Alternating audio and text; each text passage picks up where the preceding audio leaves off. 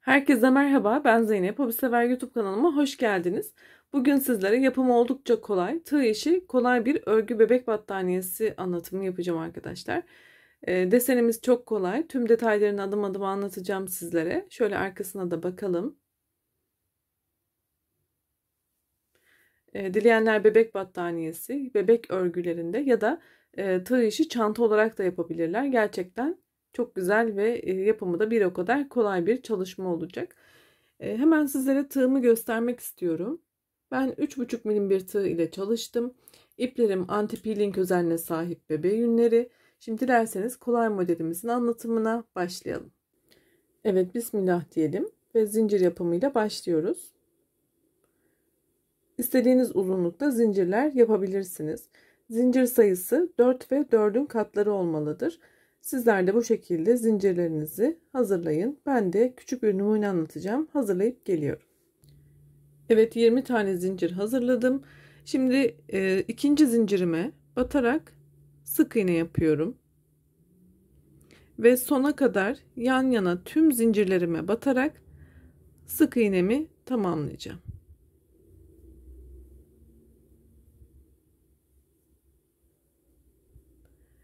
Hepsini tamamlayalım. İlk sırayı bitirdim. İkinci sırayı çıkarken bir tane zincir yapıyorum ve çevirdim. İlk baştaki boşluktan başlayarak sona kadar yine yan yana sık iğne yapalım.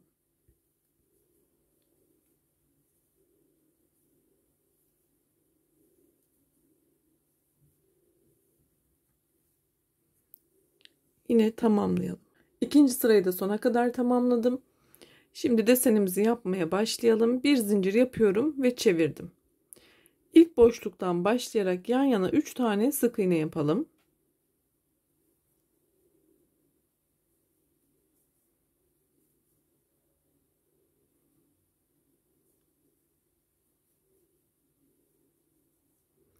Üç tane sık iğne yaptıktan sonra yandaki boşluğun alt sırasındaki boşluğa batarak ikili trabzan yapacağız.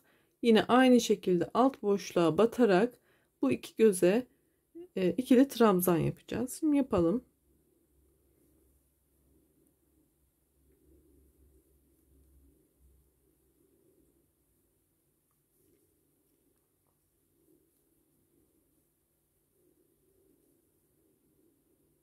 Şimdi yan yana 2 tane sık iğne yapalım ve bu şekilde devam edeceğiz. 2 sık iğne, 2 ikili trabzan sona kadar yapalım.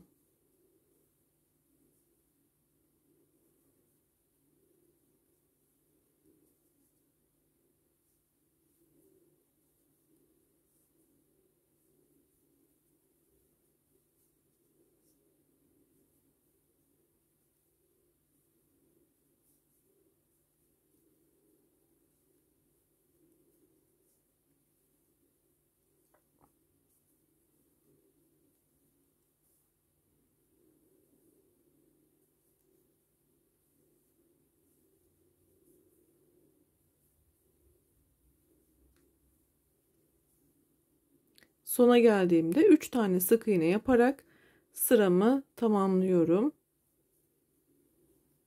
Üçüncü sık iğnemi de zincire batarak bitiriyorum. Sağ ve sol kenarlar 3 tane sık iğne, arada ise ikişer tane sık iğne olarak sıramı tamamladım. Bir zincir ve çeviriyorum.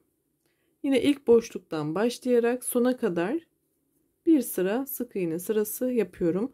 Arka yüzdeyken sık iğne sırası devam edeceğiz her zaman.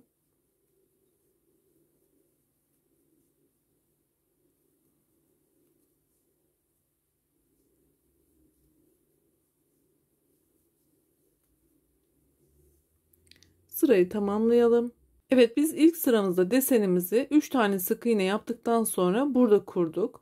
Şimdi sık iğne ile döndük ve yeni buradaki trabzanlı sıraya başlarken deseni sağ tarafa kaydıracağız. Bu şekilde aralarda yapacağız. Şöyle sık iğnelerin boşluklarında. O yüzden burada başlarken, sağ tarafta başlarken bir tane sık iğne ile başlayarak deseni kaydıracağız. Hemen başlayalım. burada sık iğnelerimizin olduğu yere şimdi bu sırayı başlatalım.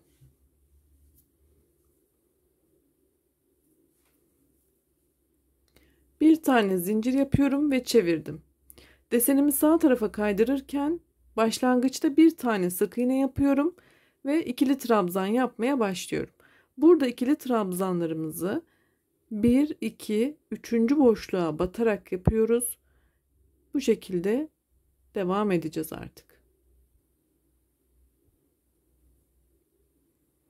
Üzerine aldım. Bakın buradaki boşluğa batıyorum ve ikili trabzan yapıyorum, yan yana 2 tane.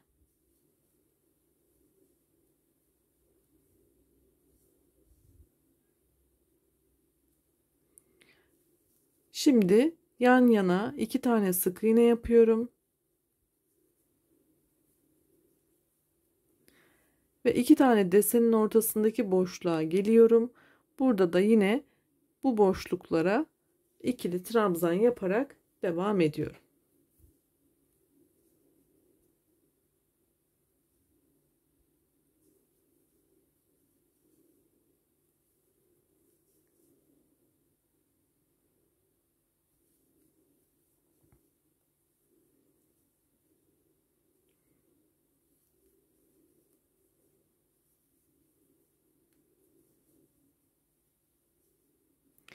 Aslında aynı işlemleri yapıyoruz. Sadece desenlerin yerine kaydırmış olduk.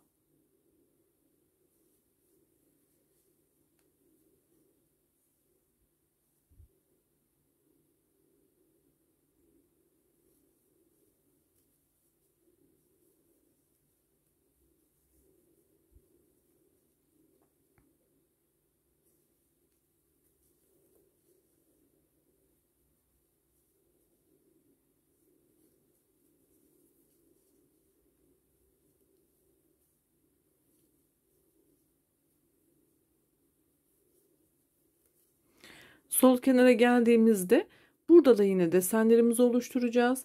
Bir tane sık iğne ile sıramızı tamamlayacağız.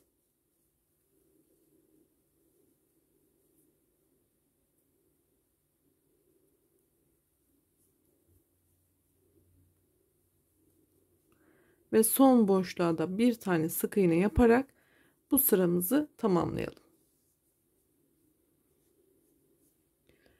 Bundan sonra desen artık kendini tekrar etmekte arkadaşlar.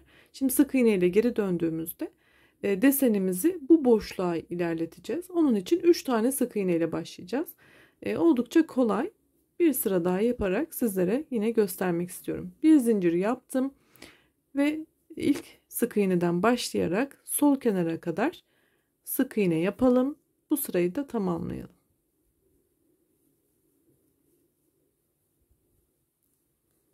Yine buraya kadar bitirelim. Evet, sık iğne sıramı devam ettirdim. Şimdi yeni sıramıza başlarken yapmamız gereken, hemen şöyle şu büyük desenden göstermek istiyorum. Biz bu sırayı yaptık. Bir üst sıraya geçtiğimizde deseni yine şu hizaya getirmemiz gerekiyor. O yüzden burada 3 tane sık iğne ile başlıyoruz ve sıramızı 2 sıra yaptıktan sonra bir sık iğne ile başlayarak sağ kenarda başlatıyoruz.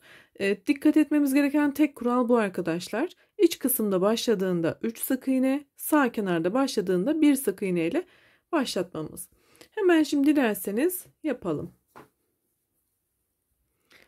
Bir tane zincir yaptım ve çevirdim. Desenimi orta kısımda başlatacağım için yan yana 3 tane sık iğnemi yapıyorum.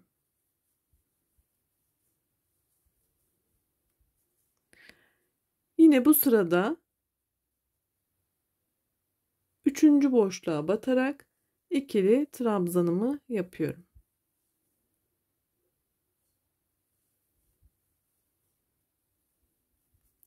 Ve yeni sıramda desenimi iç kısımda yine başlattım. Bu boşluklarda devam edeceğim. O yüzden burada 2 tane sık iğne yapıyorum. Yine buradaki boşluğa 2 tane ikili trabzan yapıyorum ve bunu istediğimiz kadar devam ettirebiliriz. Desenimiz bundan ibaret arkadaşlar.